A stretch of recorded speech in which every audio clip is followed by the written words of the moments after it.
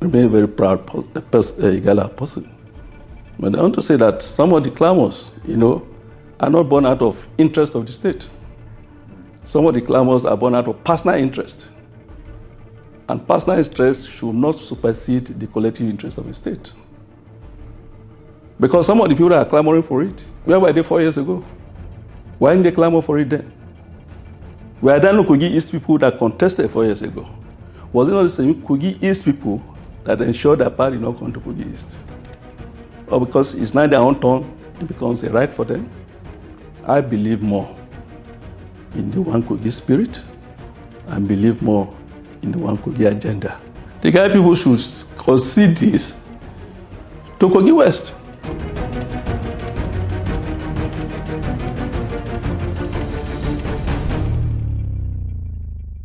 All right, thank you so much for joining us this time. This is Ogatv, and my name is Dan Sofo Usman Jr. We are here with the Deputy Governorship candidate of the African Democratic Congress, ADC, in the forthcoming Kogi Governorship election, Dr. Idris Omede. Is there in the studio, sir? Welcome to the program. Thank you very much, Dan Sofo Usman Jr. Is a one-time Commissioner for Health in Kogi State under Captain Idris Ishalawada, if I get you correct. That's true. All right, sir. We want to look at the entire political scenario currently in Kogi State. I want to ask, what do you see? How would you describe the entire atmosphere?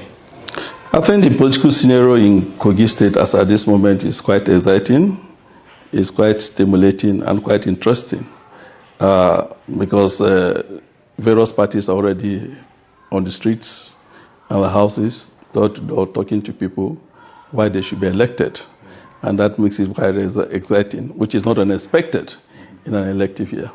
Okay, as the deputy governorship candidate of ADC, I know very well that ADC is a party that has been in existence. I know everybody, almost everyone in Kogi knows the existence of ADC, especially in the West.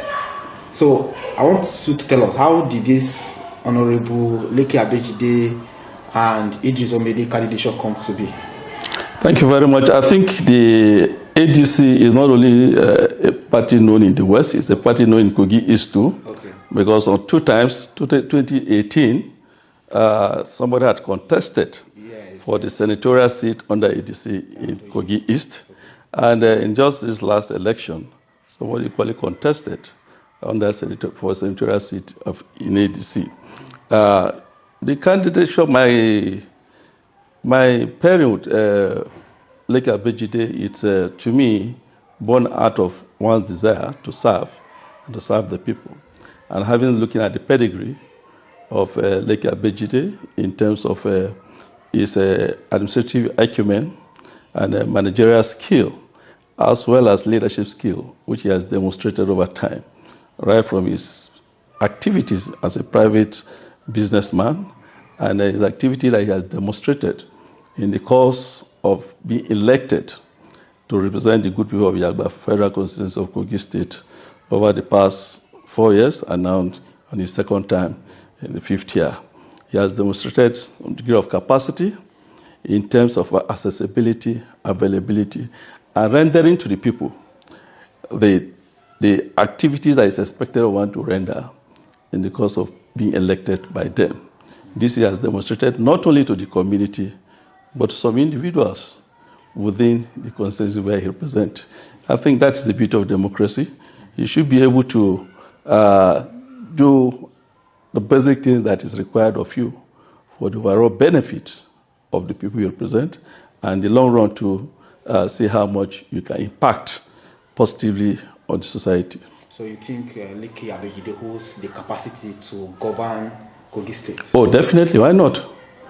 What are the requirements you require to govern a state? To tell you capacity, because being a House of Representative member may not be enough qualification to govern a place like Kogi State as diverse as it is.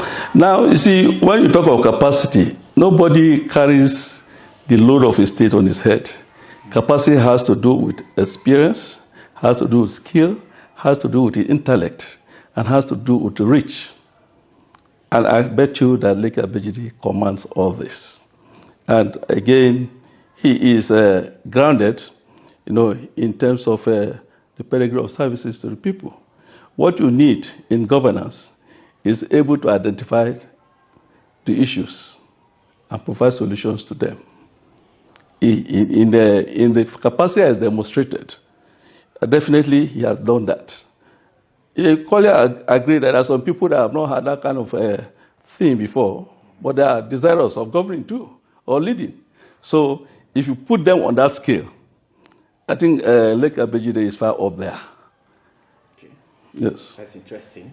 Moving ahead, sir, you know very well that your party, ADC, is going into this election with an opposition, APC, who is currently in power and having the full backing of the sitting governor in the incumbent. Don't you think is a threat to your party? Well, again, that is the beauty of democracy, and that's the beauty of elections. Ruling parties have been beaten, even in this our country before. At national level, it has happened. In some states, it has happened. So Kogi State may not be an exception, and it's not going to be an exception. So what are your chances of winning? Well, the chances are that, one, we have things to put on the table. You see, sometimes you say the evening that is going to be good start from the morning time. Among Lake Abejide has demonstrated certain capacities, and the capacity is demonstrated in low scale, small scale, being a federal constituency, is what he wants to demonstrate in the entire state. So you have a specimen before you. And that specimen needs to be compared with others. What have they demonstrated? Have they been able to demonstrate that kind of capacity in the real sense of it? Or it's just by imagination, or by emotion, or just desire? So these are the things that we need to look at clearly. He has actually shown those capacity in those respects. And don't forget the fact that he's coming with is paired up with somebody that has some experiences in leadership, in governance, in administration, who has had a relationship in terms of holding specific office in the state before. These are things that we'll bring on board. And we believe with all those put together, definitely we should be able to have the day as we go into the campaign proper. All right, sir. Thank you so much. If you are just joining us, this is Ogatv, and we are speaking with the deputy governorship candidate of the African Democratic Congress, Honorable Dr. Idris Omede. We'll take a very short break now, and we'll be right back.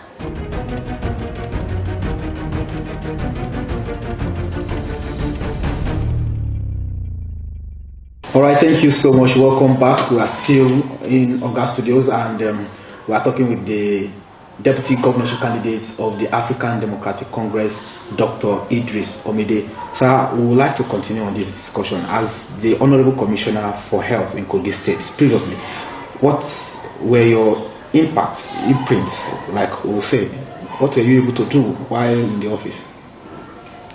Well, I think while in our office between 2012 to 2016, we tried to translate our desires in health, which we have preached, which we have stood for, as the then National President of the Nigerian Medical Association, to reality. And this we try to demonstrate in the state through ensuring that we make our primary healthcare activities functional, and through ensuring that our general hospitals, cottage hospitals, and specialist hospitals are doing very well.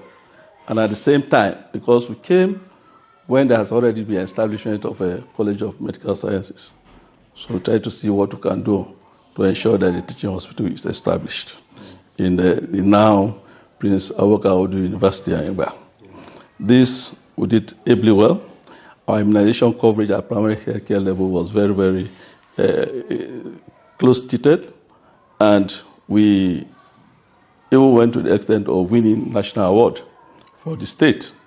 We made sure that our primary healthcare facilities, particularly cold chains that are required to maintain the vaccines in the optimal forms, we are renovated, refurbished, and the ones that need to be replaced, we are replaced. so that vaccines can be potent and available for children as much as possible, and those were done clearly very well. We tried in our secondary healthcare facilities at cottage hospitals. There is no local government in the state that did not have one or two of our health facilities renovated and with minimal furnishing as much as possible, which have for a very long while are not things that were available in the place. In fact, for the very first time, since the creation of the state, we were able to renovate and equip the state medical store in Lokoja. That never happened before our era. And we equally went on to, for purposes of ensuring that people get some little basic health, even before our health facilities get the best, or put the best in place. We set up a program where we are giving health to people in their own doorstep. How do I mean here? We carried out free rural medical services to all the local governments in Kogi State, to 21 local governments. In every quarter, we pick a particular area in a local government and go to render those services and stay on there for a whole week. And people come in with all ailments. The one that can be managed on the spot, they are managed. The one that cannot be managed there, we move them to where they're supposed to be managed, and they are managed at expense of the government. Now, we equally ensure that we pass a law that introduced Kogi State health insurance and started it with the civil servants, particularly and as well as the political office holders, because a lot of people had a lot of misconception about health insurance. So you needed an avenue to even start the process. So it was during our time that the first law was passed for it. Equally true, for the very first time, the law to establish the Kogi State Primary Healthcare Development Board was created. And we had the first executive chairman appointed during that time, which is one of the things that virtually, in fact, every state ought to have that. So that was, we were able to bring that on in that process.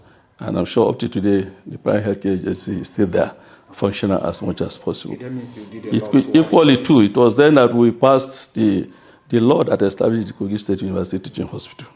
But that project was not completed. No, but at least the law was passed and the project was started. But successful administration has not worked on it. Yes. Okay, sir. Let's leave that and come back to your candidate. What has he done in the West and even in Kogi State that will make Kogites voting as next governor? Well, let me begin by saying that modestly say that 90% of the people that have been elected as governor in Kogi State have not really demonstrated some certain attributes of what they have done to the state before they were elected. Yes, it's on record. There's no doubt about that. I say 90%, and you go and search it.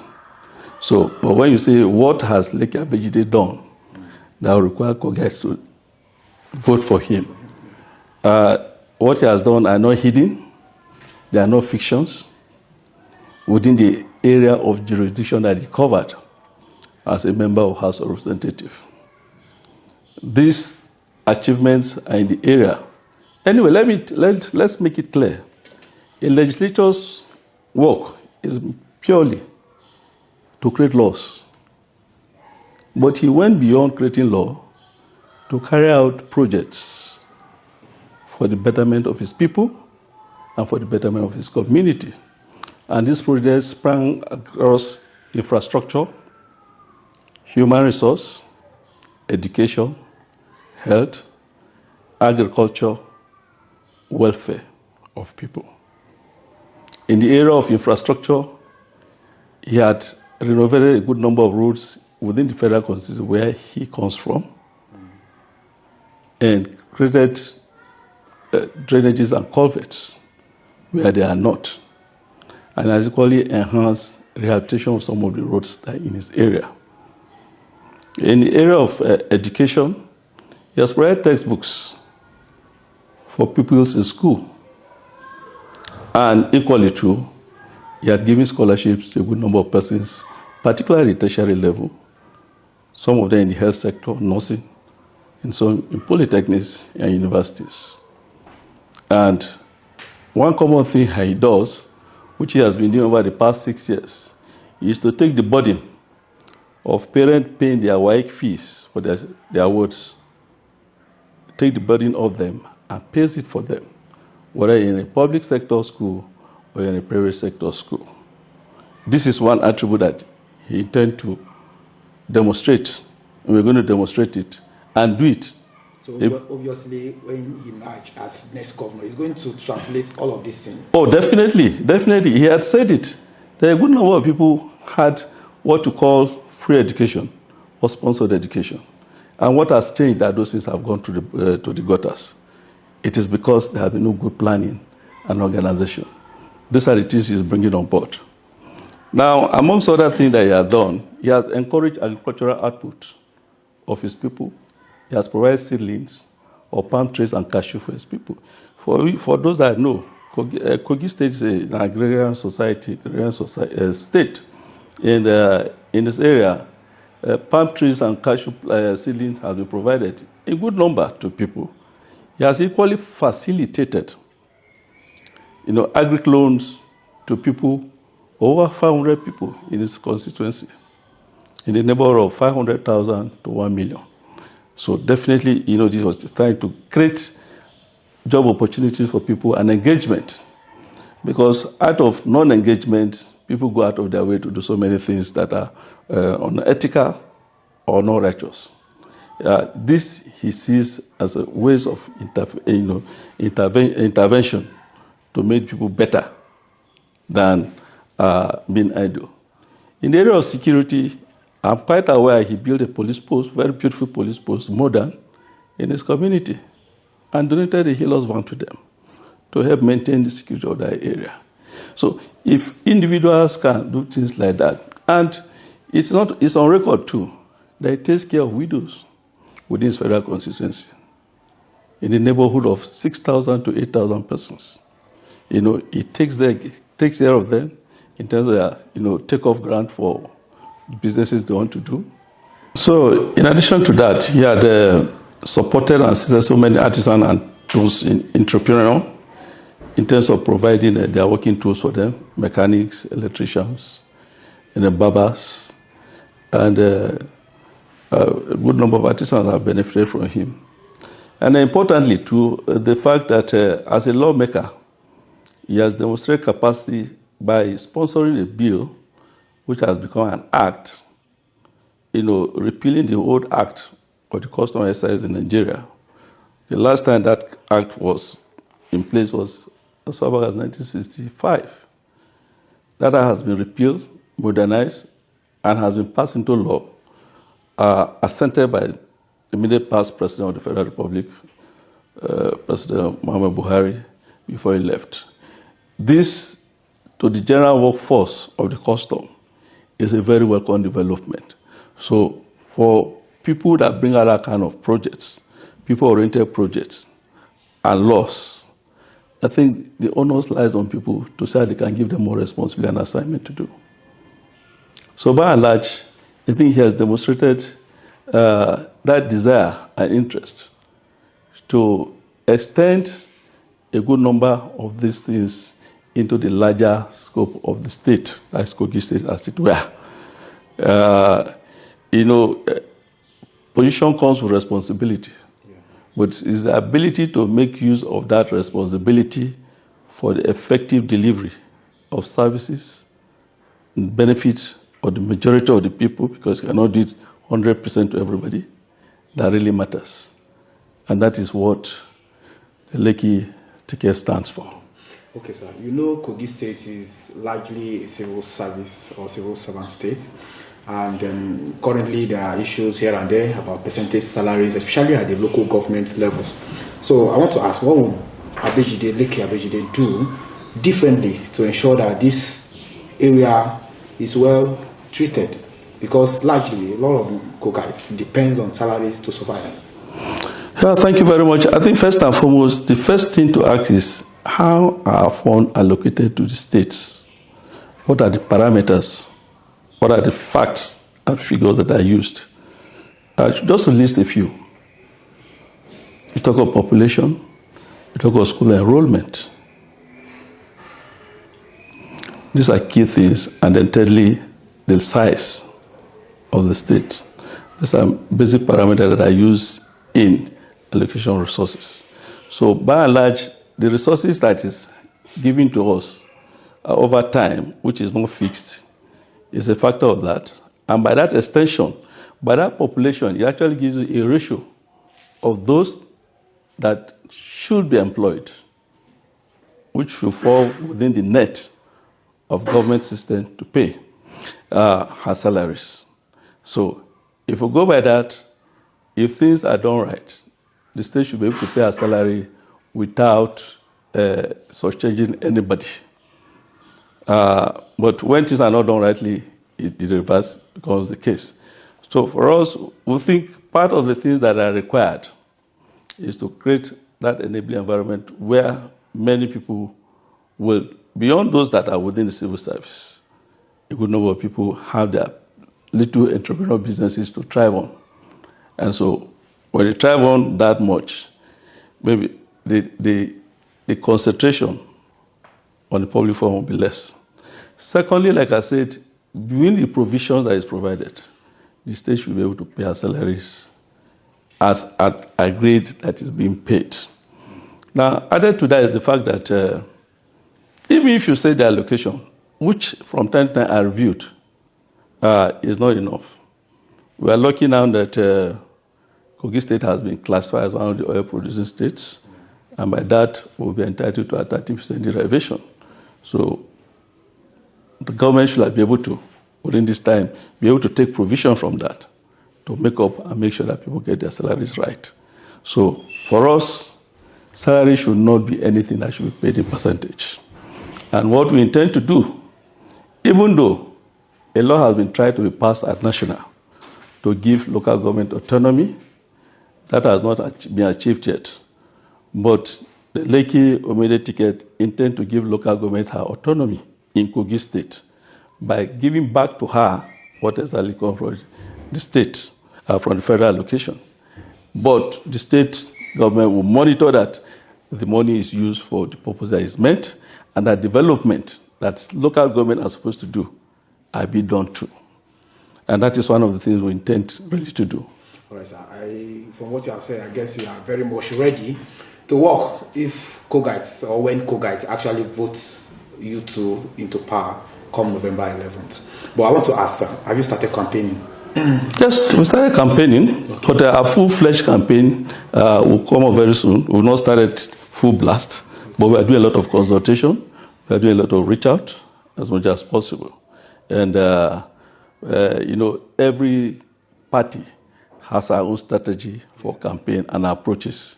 Yeah. We think we will be able to match up with campaign trend. That means you already have your campaign blueprint already in place. Oh, definitely. So definitely. Some of the things I'm talking to you, if they are not a blueprint or a manifesto based, I wouldn't be saying them. Okay. They are there. And at the appropriate time, we'll launch them. Okay. So that means that you are promising Kogites good representation when you become governor and deputy governors of the state. Definitely. That is our promise, and that will be our covenant with the people of Kogi State.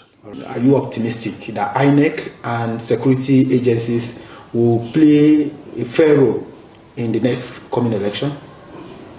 Well, I think I want to give it to them that it is their responsibility, and everybody wants to live by the tenet of the assignment has been given, to live by the rules and work by the rules.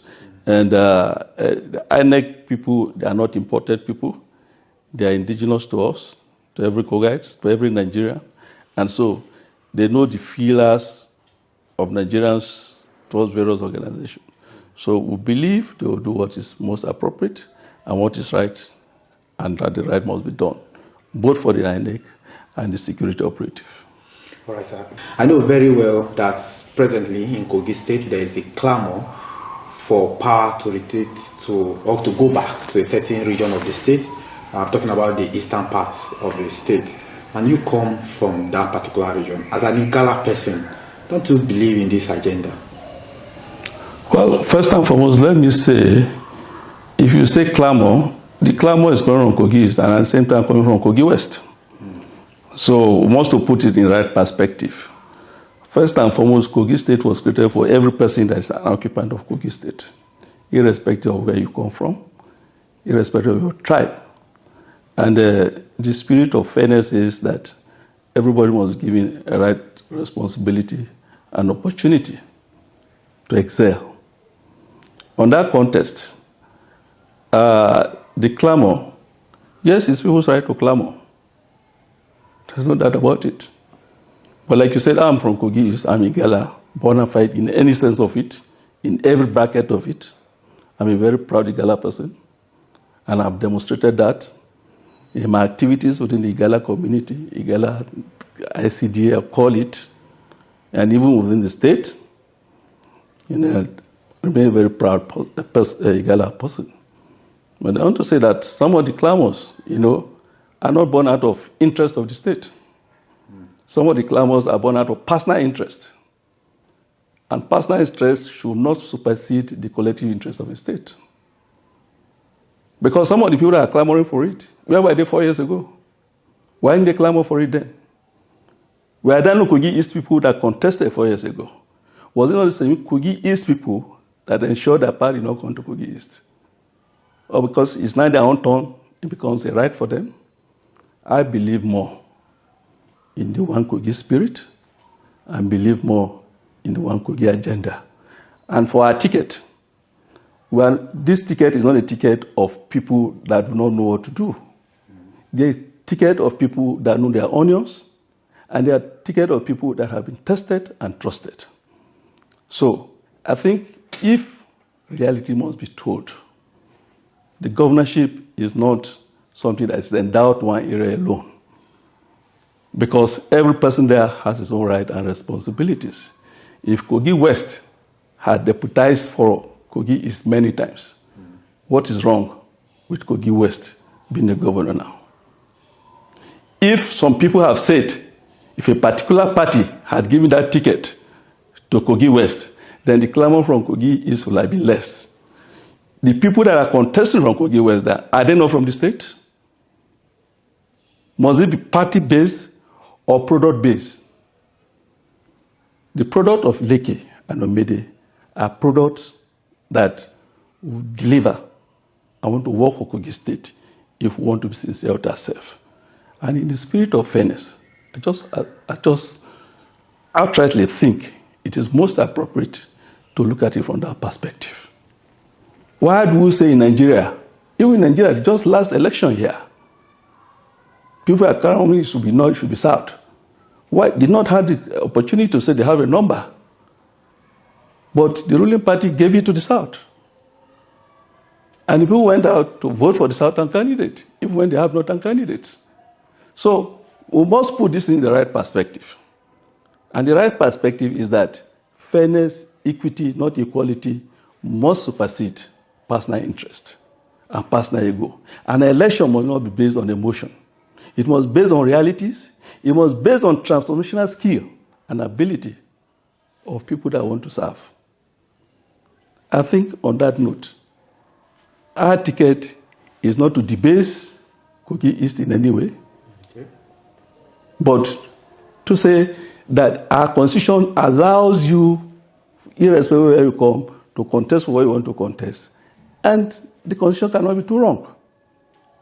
And so pairing with Kogi West, to me, it is not, reducing my ethnic origin or not identifying my ethnic people. Okay, so what's your message for the Igala people, where you come from, and even Kogites generally? Yes, my message is still what I was saying. The Igala people should concede this to Kogi West. Let us go into this election with decorum, go through our campaign with peace and understanding, and at the same time, beckon on my Igala people that this election, to me, it's something that we should look more in the direction of the Kogi West. For obvious reasons that I have stated, and for the fact that they have never had that position before. For you to say because they have handled it before, the way they mismanage the affairs of the state or whatever, for that reasons, you shouldn't go back to them. You do not throw a baby with the bathwater. You've not had the opportunity of going through that meals before. For the central, they are on the one on seat now. So one can understand the reason why you should not go to them. So, but for West, which I've never had it, and they have always been there for us in Kogi East. So why must we not concede to them?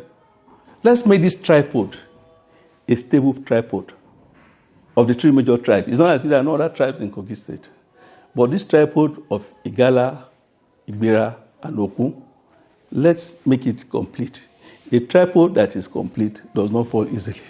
And that is the stability I think we should need to bring up the desired development and the desired growth and the unity of purpose that Kogi State deserves. All right.